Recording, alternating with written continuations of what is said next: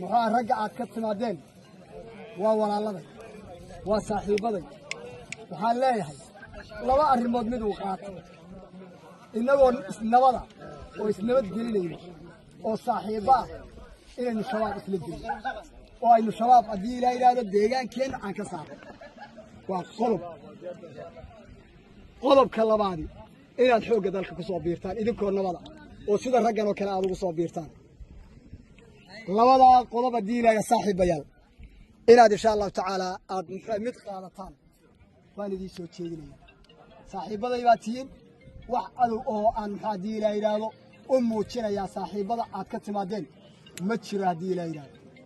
intaas waxa weeyaan waa haddii ilaa yidhaahdo galabta go'aanka aad qaadateen